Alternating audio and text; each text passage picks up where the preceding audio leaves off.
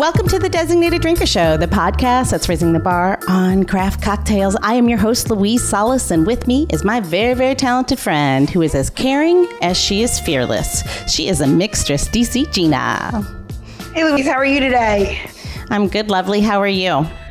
You know, I'm looking at a snow-filled scenery here, and looks like some sort of wonderland, but, you know. Yeah, it's lovely, I'm sure. It's beautiful lighting. It's beautiful lighting, just so you know. Yeah. You look beautiful. Yeah. All right. So today's show is, I usually go take us off on this silly rant, but I really like to hit us with some, maybe some hard numbers, but it's a very meaningful episode, especially with our guest today. So, Gina, it's predicted that by the end of the year, more than 50 million people will experience food insecurity. And what that means is that's 1 in 6 Americans and 1 in 4 children. And unfortunately, this number has nearly increased by 50% since 2019. A study done by Northwestern University in June found that food needs have doubled nationally and again, unfortunately, tripled for households with children. And this current pandemic that we find ourselves in has unfortunately shown true for to the fact that there are many, many, many people who are just merely one paycheck or one medical bill away from true hunger. And I don't think that I know that I don't go through the world actually knowing what that truly means. So hearing these statistics is really hard for me. And I know all of this sounds really dire. And it is. It definitely is. But what I'm hoping we can do with this episode is that we can inspire our listeners to be the change that we all want to see. And that, and not to feel like there's nothing we can do, but to feel that together with every little thing that we do, every single one of our efforts, big and small, can truly make a change in someone's life. And we may not see it, but we know that ripple effect really does make a difference. So let's get inspired, let's get empowered, and let's introduce today's designated drinker and just cut to the chase and find out how we can all make an impact on the world. Let's introduce today's designated drinker. She is the co-founder. Again, she's inspiring, empowering, engaging. She is Debbie Shore, co-founder of Share Our Strength. Welcome to the show, Debbie. Thank you. Thanks for having me on. Welcome. Absolutely. Great to be here. Great. Gina, I know you and Debbie have known each other for a while, though, right? I have done fundraising for Share Our Strength for almost 15 years. A lot of years. Yeah. Dinners, Taste of the Nations. You've been with us for a long time. Chicago, New York, Philly, DC. It's been, I always hoped that there was a mantra a while that we could end childhood hunger in 15, 20 years. And this pandemic it's heartbreaking because all of us work so hard to help. And I would just really wanted this holiday season when people were, looking for that gift to give, Debbie, and that, what else can I buy somebody that has everything? You could buy them as, 20 meals for a family that needs it, or, feel good about what you've been doing because people like myself, I don't have a lot to give and I give a lot. And I give time and, product or whatever it is, events, proceeds from my restaurant that's barely hanging on for the fundraiser. And there's a lot of people that could really write a check that would be meaningful to just people in your area. So can we talk about that? Can you talk about foundation and how you did this and how you got started and why is it so important that people reach within themselves and say, you know what, I can make a change. Well, the first thing I want to say, Gina, is that the work that you've done with us, which has been just a strong example of what local restaurants, chefs, mixologists have done from the beginning of our organization's time, has just been extraordinary. And it just, I think about it every day, how people in the restaurant industry, care so much about the community, and they show up for so many organizations, not just ours, not just Share Our Strength and every campaign, but the industry is just as giving, as any industry I could think of. So thank you for all the years, and there'll be more years to come, I promise. We'll be back in few months. We're going to be doing events, I hope. But of course. Yeah. But, Louise, you said at one point when you opened up just how dire the situation is. And that's true. Although I would say that the one, kind of bright spot, not that there's a bright spot in this pandemic, but the one positive that I can point to is, childhood hunger, unlike so many issues that we care about, has a solution. And it's the solution really is about access and connecting kids, connecting a hungry child. And this country has enough food and enough programs and enough services to do that. What we do at the No Kid Hungry campaign is figure out whatever the barrier is, right? So our funding goes to literally hundreds and hundreds of organizations around the United States, everything from schools right now, because schools had to pivot from feeding kids in school, right? That the core of our campaign was always around leveraging meals at school, for school breakfast and after school meals and summer meals, right? And then when schools closed, we had to pivot really quickly. And we were able to provide meals outside of the school for families to come and pick it up, but also, food banks and shelters and feeding programs and pantries, boys and girls clubs, and whatever that, entity needed, whether it's, PPE for the deliveries, whether it's transportation, whether it's, carts or, whatever materials that school or that center needs, we're on the ground to provide it. So our job has really been to understand the barriers around access and to knock those barriers down. And that's what we've been able to do. We've just invested by the end of 2020, since the pandemic started, we've done about $55 million in emergency grants around the United States to That's more than amazing. 1,700 organizations around. See, like I said, we were all going to get inspired. That is amazing. Well, the thing that inspires me about this issue is when you understand why kids are hungry in America. Again, we don't have a drought. We don't have a civil war, thank goodness. And we have plenty of food. So it's really about connecting them to the food that they need. And we can do that through all the great services. Here in DC, there are just so many entities that are feeding kids right now. And Share Our Strength is on the ground, meeting people where they are, meeting kids and families where it's needed. I think that's one part that not everyone quite understands, that how important the school meal really is for so many of our kids across the nation. For some kids, the only meal that they get is breakfast and lunch, that day. So, when the weekend rolls around and when summer rolls around, it could be very challenging for kids. But one other thing I want to mention is it's as important as the grant. So we've got our grant making strategy, but we also have a pretty muscular advocacy arm that we've developed. And Gina, you've been working with us for 15 years. We weren't really doing advocacy 15 years ago. But when we decided to end childhood hunger, not fight it, not decrease it, but actually end it, we recognized the need for policy change and for advocacy efforts. So since the pandemic, two things that are just real important that I'll touch on quickly. One is we've been able to get passed through Congress what's called PEBT, which is the Pandemic Electronic Benefit Transfer. So the electronic benefit transfer as a SNAP card, right, for families that are on SNAP benefits.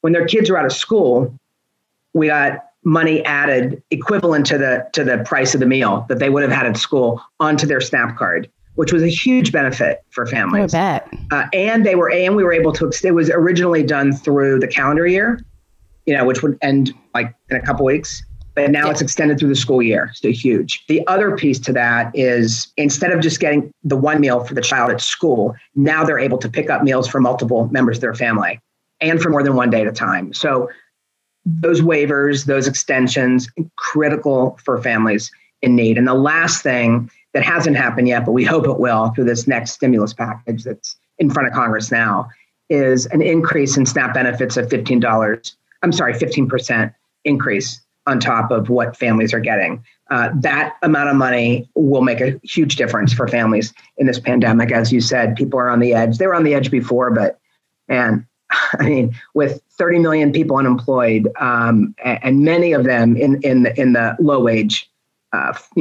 labor force, really, really struggling. So that increase on their SNAP benefits, if we can get it, would just be a huge benefit.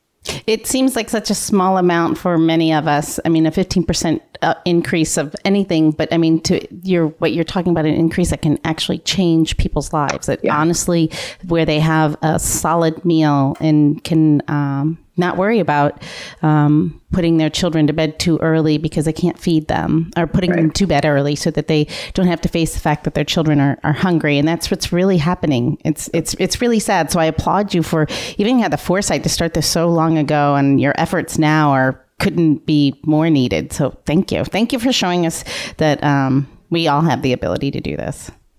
It's some facet. I mean, we may not be opening a beautiful, an entire organization like you have, but there's ways for us to support.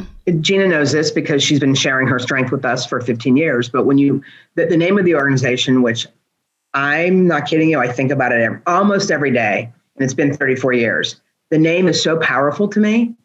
The No Culinary campaign is a great campaign, but it's part of a national organization called Share Our Strength. And that, just that notion that everybody has a strength to share, a passion, a talent, a skill, right? Everybody has something.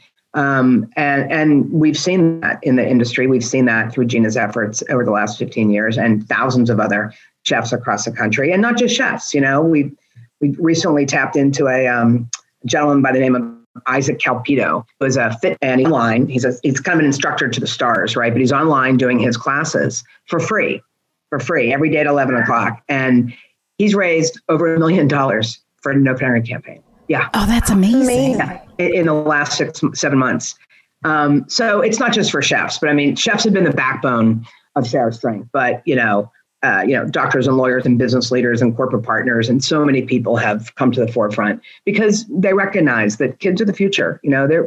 We can't have a strong country if we don't have strong kids, and people, people understand that. So I think most people are really willing to give something of themselves, even if they don't have, a big check to write. They can certainly make a difference.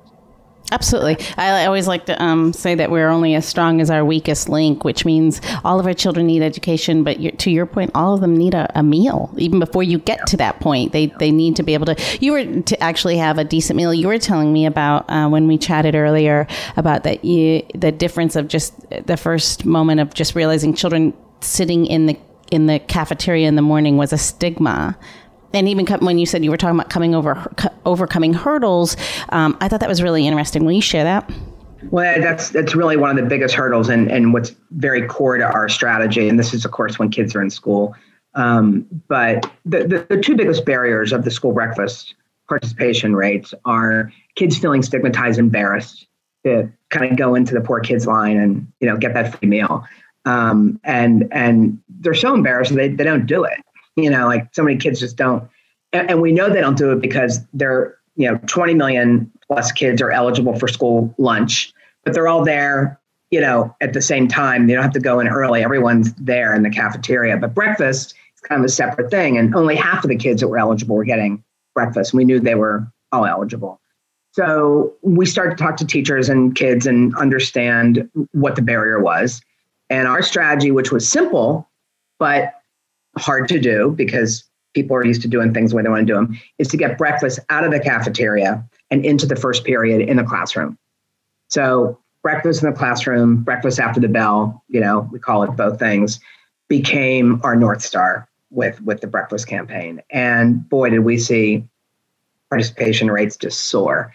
And with that, better grades, better attention, fewer visits to the nurse, better behavior, better test scores, all these things happened, which teachers saw and principals saw. And, slowly we were able to, we were going school to school, if you can believe it, for, I don't know, the first year or so, talking to school but then, of course, once everyone started to recognize that this was a real benefit, not just to the child, but to the children around them and to the school and to the community and so on, it started to take hold. So we know the solutions.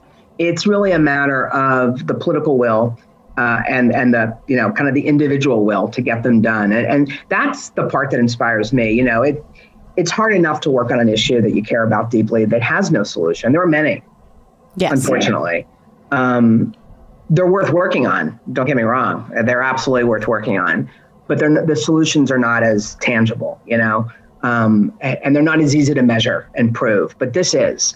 And so, in a country that is so wealthy in so many ways, still, even through everything we've been through, we still have hunger. And so, the positive there is that we know how to solve it. So Gina, from the other flip side, since you've been involved for so long, we share what you get from it.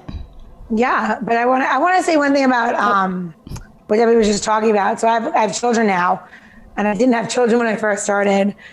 And my daughter started school last year in PG County, and I saw, I've only seen a different side of this. Like, we're going to raise money for this, Gina, do this event. Gina, we're going to put this on your social media, help us do whatever, right? And I never saw the program in place. When they started doing breakfast, I saw that program in place when I took my daughter Gianna to school in PG County in Maryland, and it was amazing because for so long I just, it's just raised money. It's not that it didn't mean anything to me, because it did. Yeah. It means everything to me, because I don't think that children ever deserve to be hungry because they didn't ask for it. And that's right. I have children now, and it just hurts to think that like a kid across the way could be starving, right? Yeah. And I'm sorry, I don't mean to get teary-eyed, but I always do. But to see that breakfast be delivered to children in that classroom, and I'm sitting there taking my girls to school, and Gianna's, classmates are getting it. And Gianna asked me, she goes, they get breakfast every day. And I don't get breakfast here. I have to eat breakfast at home. And I said, do you want to eat breakfast at school? And she's like, I do. Because she had a little girl that she was friends with. I said, great. And I used to bring her breakfast to sit there with her friends. And her teacher was like, why would you do that? I'm like, and I said to her, I was like, and our teacher was very nice. And I said to her, I was like, you know what? You shouldn't be made to feel different because of your situation. No 5-year-old made that situation. Right. And not every parent, it's out of their control. Things happen. People get sick in families. Parents die. There are very tragic things that happen to people that are not just, everyone's not, I don't know why everyone always assumes that people that are hungry in this country are on drugs or something. You're right, Gina. It's there. There's so many kind of myths out there. And one of the things we always say is that one of the reasons we focused on kids was because they're completely voiceless and vulnerable as children.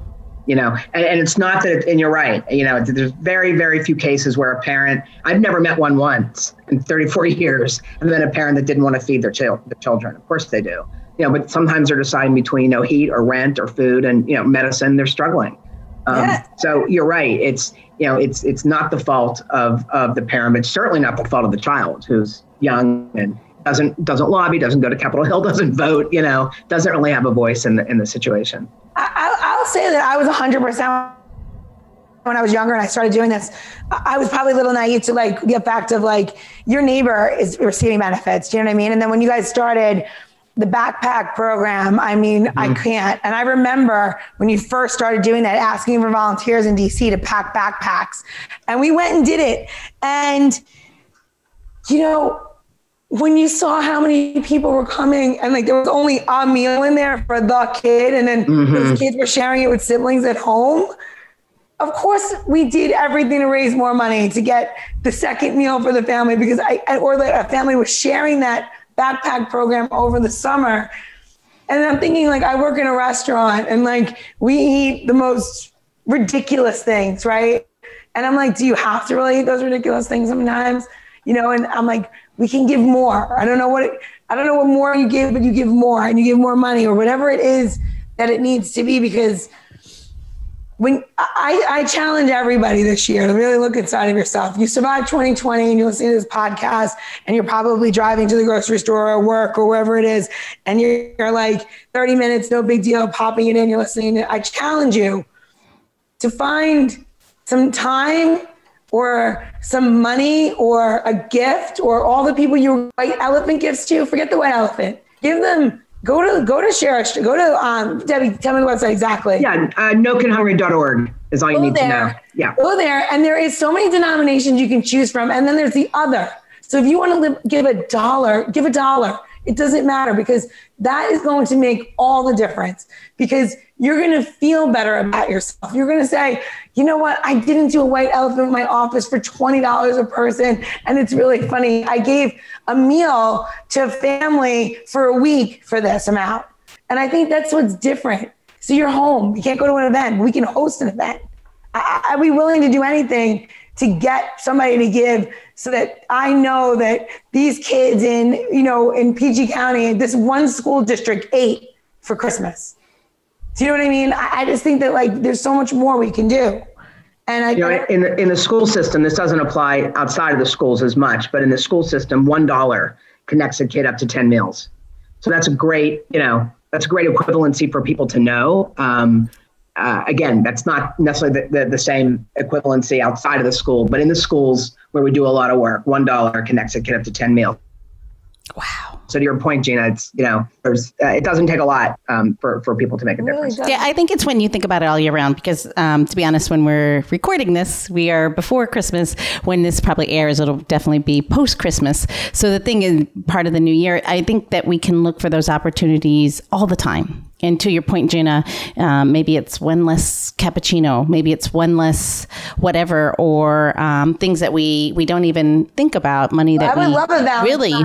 I would love a Valentine that said somebody donated on my behalf. Yeah, absolutely. That would be the greatest Valentine of my life. Or, I don't need an Easter egg. I don't need Passover or something like that, or a big meal. I've gotten all those things. I don't need that. I need people to look inside themselves and say, I live in DC, and there's a lot of people on benefits there. And you could say, what can I do? What can I give?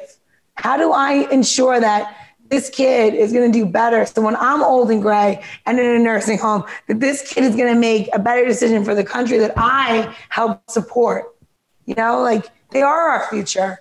And you're foolish to think that a hungry kid in DC doesn't infect adults and a 40-year-old in Texas at some point in your life. Well, it's also what future does that child have? It is that weakest link, right? What by not giving every child every opportunity, what are we missing out? To your point, Gina, it's a little selfish. They could hold the secret to COVID. They could cancer. They could find, the next energy that's going, a form of energy, any of those things. And it really boils down to a pretty selfish space where, everyone says, oh, we're saving the planet. I'm like, no, we're saving ourselves. There's a point to, if you can't find it within yourself, it's actually pretty, I think charity is, I find it to be a very selfish, space, to be honest, because I know I don't need anyone to know. I know when I give, I feel good about it. So I myself get that endorphin, or that, I don't need to advertise it. I feel better for it. So, and speaking of feeling better, building on what Gina said though, James Baldwin, the author, he's got this great quote that I love. And he says, these are all our children, and we will pay for or profit by whatever they become.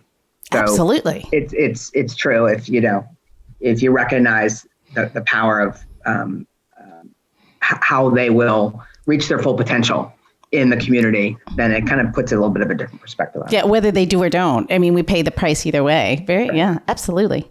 So, Gina, shall we make a cocktail and cheers all this hard work that Debbie's doing?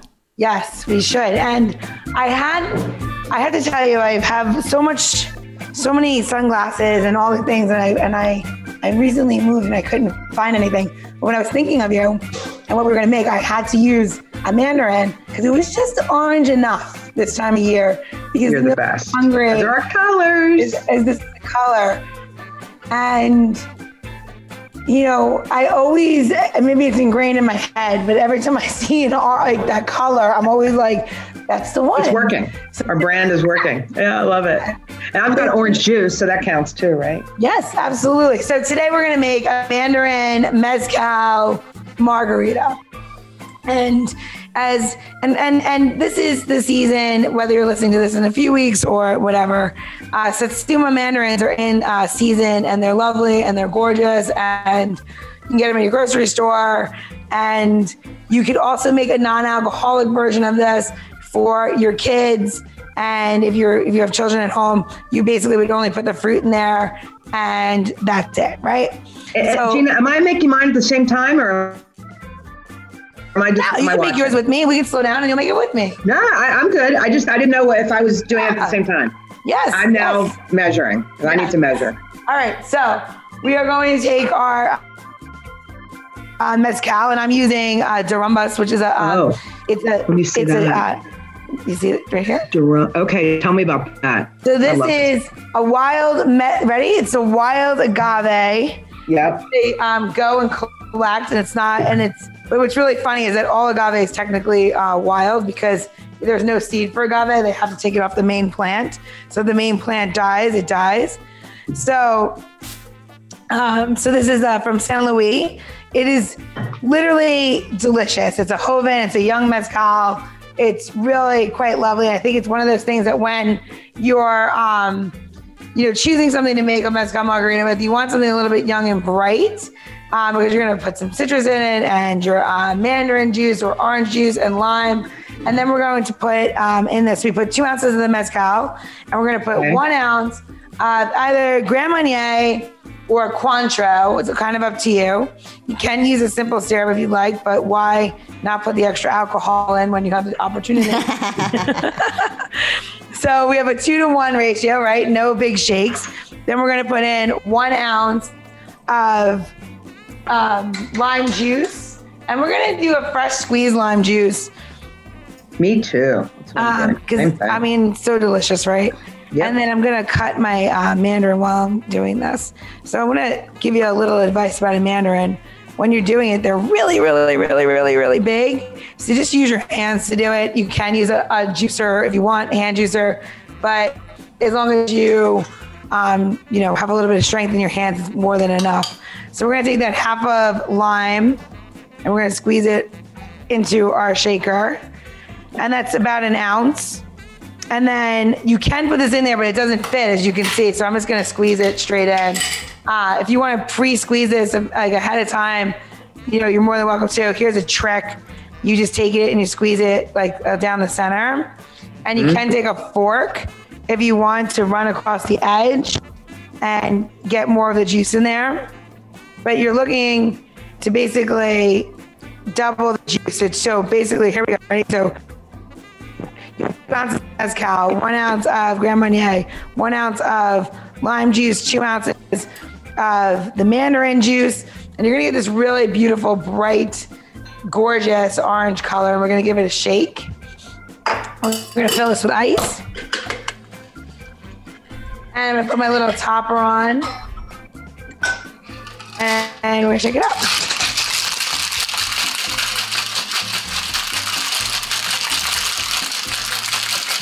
It's mine. You know when it's done, when you can... I can't shake mine too strong because it spills. Yeah. So you know when it's done when you have a nice frost on the outside of your shaker tin. And if you don't have a shaker tin, Snapware works, an old to-go container from your local restaurant. Whatever you have is great for when you're making a cocktail. So in the new year, I'm trying to brighten things up and make it a little bit happy. You can serve this drink up or over ice. I happen to have this cute little disco ball drink holder, and I would love it if you did yours up or however you like to drink it. We're going to pour this in, and I'm just going to show you the color because it's just really pretty.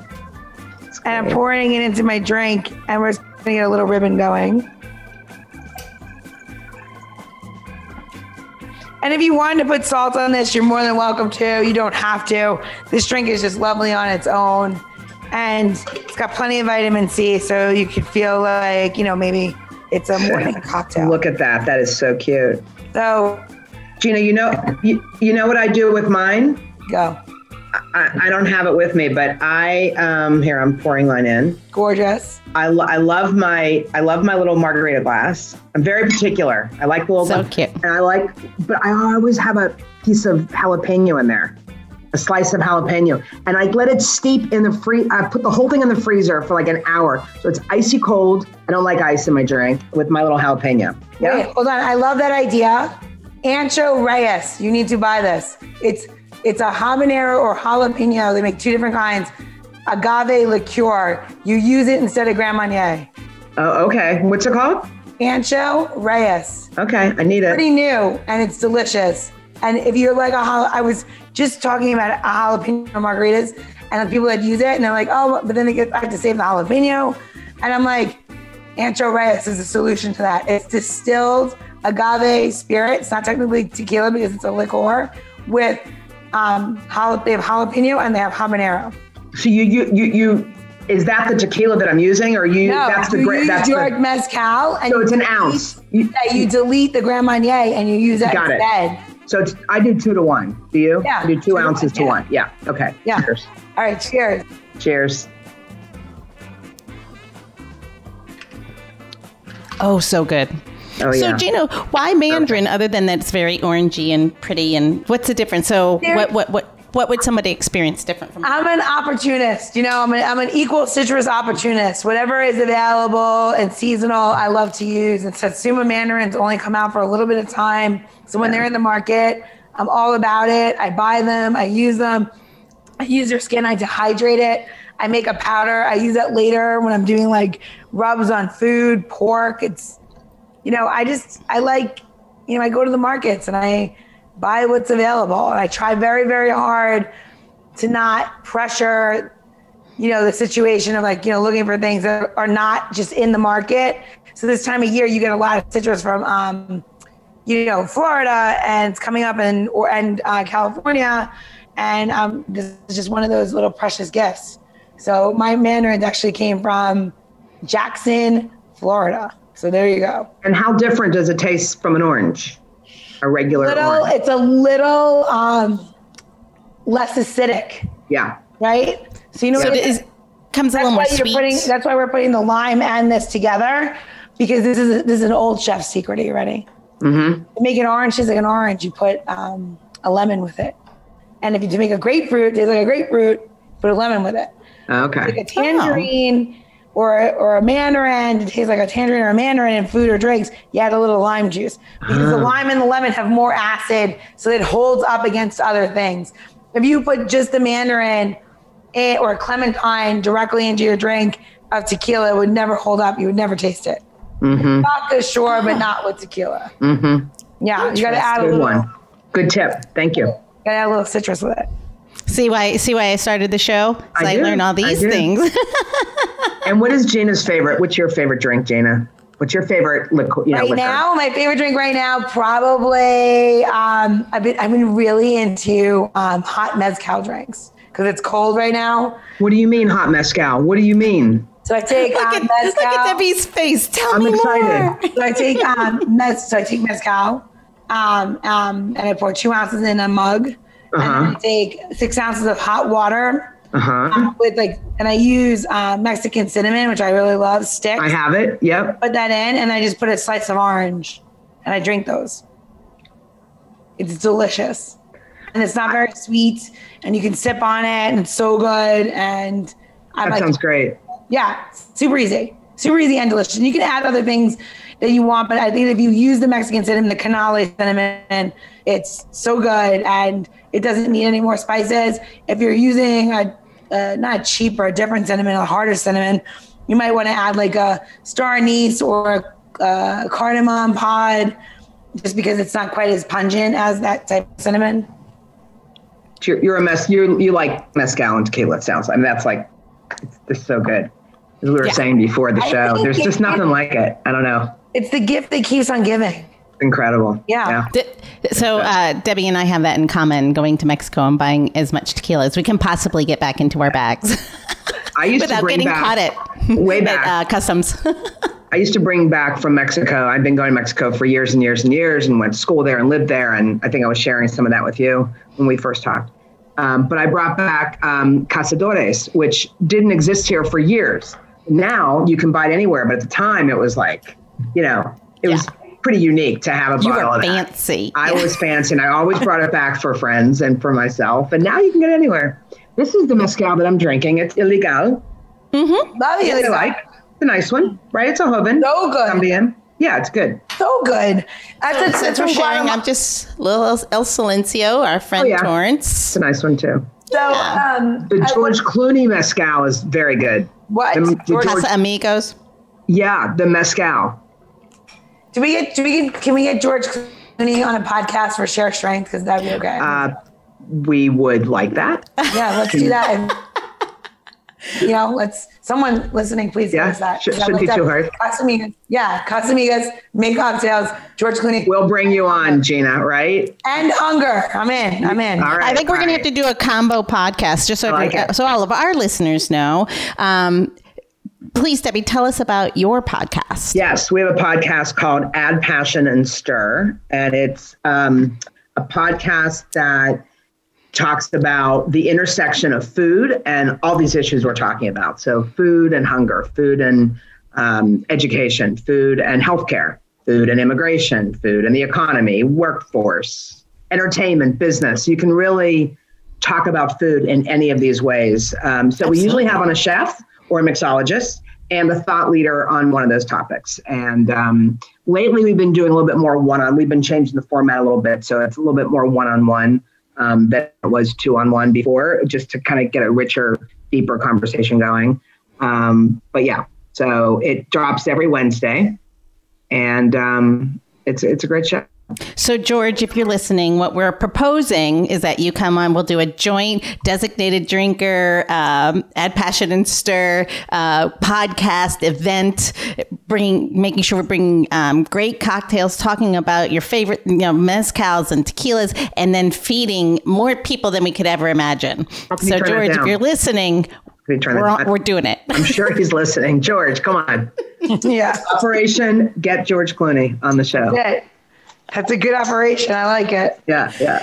So, Gina, let's do our housekeeping, shall we? Or our barkeeping, as you put it. All right. So if you want any of our tips, tricks, and how-tos, how to donate money, get to Share Strength, No Kid Hungry, be part of the solution, you're going to go to designateddrinker.show. One more time, you're going to go to designateddrinker.show.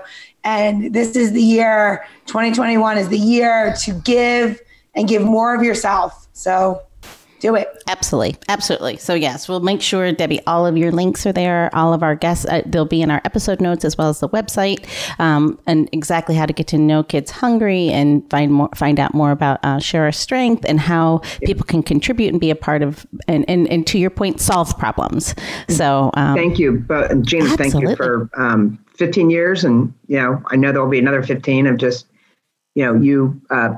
Sharing what you love to do, and making a real difference with us in the world. It means a lot. And thank you for having me on the show. It's been great. Thank you. Absolutely. So, Gina, I have one little question. So, Debbie, everybody in this day and age has a spirit animal. Like, I really identify with, a female doe because this is so easy for me. Because she cares for her, young, and she's really great. But if you could be a spirit ingredient, okay. Whether it's alcoholic or just that one item in the kitchen or your pantry, what would it be and why? I was all ready to tell you what my animal was, but that's for another show. I would be coffee, I think. Why? I love it. That's a first. Is it really? Yeah. Oh, okay. How can you look forward to something with the same level of, excitement every single day? That's how people are with coffee. I mean, right. It's how could it taste so good every morning? It's just, I love my coffee. So Absolutely. Yeah. Gina's been asking for t-shirts for a long time, and we're going to do coffee, tequila, rinse and repeat. I like that. Yeah. Well, as an alcohol, I mean, tequila is just, once I discovered it, just nothing matched it. So I really do. I love wine. I love beer, but tequila is what I really like. Not drink them all on the same night. I don't do that. I do not. I loved your answer. That's amazing. No. All right, ladies. To 2021 being amazing, finding ways to give to yourself. Cheers. Thank you for all that you do, Debbie. Thank you, Gina, for being a part of it. Cheers. Cheers. The Designated Drinker Show is produced by Missing Link, a podcast media company dedicated to connecting people to intelligent, engaging, and informative content. Missing Link is a proud partner of Hearing Charities of America, a nonprofit organization that supports those who are deaf or hard of hearing. To learn more about HCOA or to find out about Missing Link's other podcasts, head over to missinglink.company. That's missinglink.company.